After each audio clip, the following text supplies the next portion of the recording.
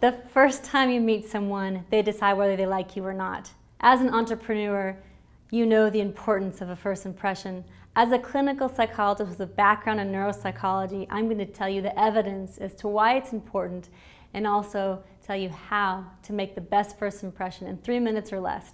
The first thing you need to do is make very direct eye contact. What this does is communicates non-verbally that you are very confident, that you're secure in who you are, you're comfortable in your own skin. I cannot emphasize the importance of very direct eye contact. Socially, it can be a bit awkward, but that's the best tip for a first impression. The other tip, and there's been lots of studies on this in terms of what actually makes people think of others as successful or not, or confident or not. And one of the things they do is they determine people's walking speed. People walk into a room at certain speeds, maybe if you're like the casual walker or if you're the very purposeful walker.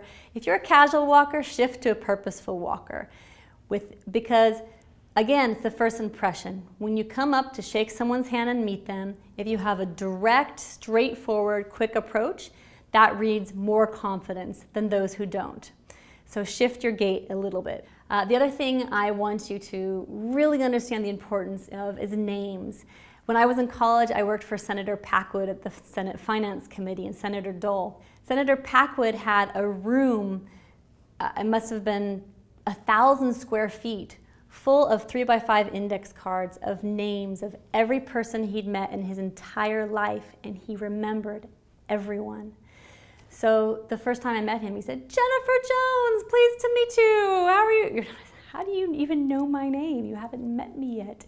But he understood the importance of learning people's names. So when you go to meet with someone, learn their secretary and their assistant's names. When they talk about their mother, ask your mother's name and learn it, remember it. I can't emphasize again how important this is to making them feel like you care about them. It really makes people feel heard. And if you forget their name, don't be afraid to ask and use it over and over and over again. Go to my website for more information about how to remember names to increase your memory. The other thing I want to really encourage you to do is to be authentic in the way you dress, in the way you carry yourself, but especially in the way you speak. If you find someone talking about something that you don't agree with, say, "I don't agree with you," or "Can you tell me more about that, because it doesn't feel similar to the way I feel." And although you might be seen or think of yourself as being a bit abrasive, you'll come off as very confident and authentic, which is very essential in terms of a successful entrepreneur.